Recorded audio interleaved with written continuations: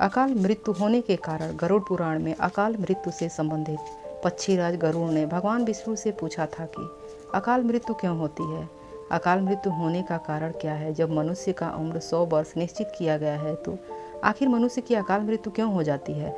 अकाल मृत्यु होने का कारण क्या है। पक्षीराज की बात सुनकर श्री हरि बताते हैं कि हे पक्षीराज, आपका कथन सत्य है। शास्त्र और वेदों में मनुष्य की मृत्यु का समय 100 वर्ष निर्धारित की गई है, लेकिन इसमें मनुष्य का दुष्कर्म को शामिल नहीं किया गया।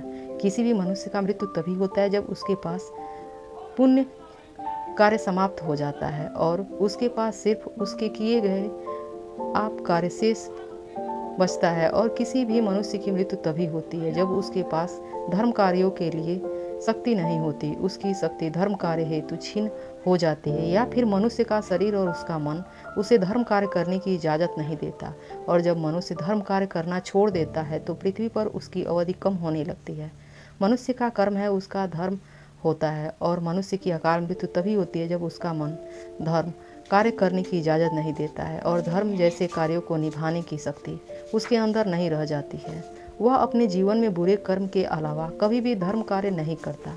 मनुष्य का उम्र 100 वर्ष निर्धारित किया गया है, लेकिन अपने बुरे कर्मों के कारण हुआ अपने उम्र को कम करते चला जाता है। और मनुष्य को वेदों का ज्ञान ना होने के कारण वह हमेशा कुकर्म जैसे कार्य करते हैं। इसलिए मनुष्य को धर्म का ज्ञान होना बहुत आवश्यक होता है। जो भी व्यक्ति धर्म के कार्य करते हैं उसे कभी अकाल मृत्यु नहीं होती। अकाल मृत्यु के बाद आत्मा का क्या होता है।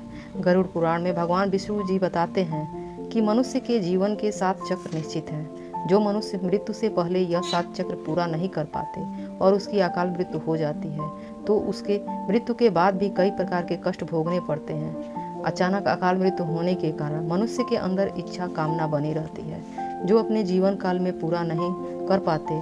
मनुष्य का शरीर तो नष्ट हो जाता है, लेकिन उसके अंदर जो इच्छा और कामना रहती है और अपनी अधूरी इच्छा को लेकर मृत्यु के बाद भी आत्मा भटकती रहती है और अपने परिजनों को कष्ट पहुंचा जाती है और अपनी इच्छा पूर्ति करने का प्रयास करती है। ऐसी आत्माएं भूत प्रेत पिशाच योनि में भटकती रहती हैं। अकाल मृत्यु की आत्मा को मुक्ति कैसे मिलती है। गरुड़ पुराण में बताया जाता है कि प्राकृतिक मृत्यु होने पर उस आत्मा को 13 या 45 दिन में दूसरा शरीर प्राप्त हो जाता है और वह फिर दूसरे योनि में जन्म लेता है तथा वह याद तुम्हें हम लोग पहुंच जाती है और वहां से दूसरे योनि में। लेकिन जिसकी अकाल मृत्यु होती है उसकी आत्मा भूत पिशाच बैताल जैसी योनि में भटकता ही रहता है और उसकी आत्मा को जल्दी मुक्ति नहीं मिलती।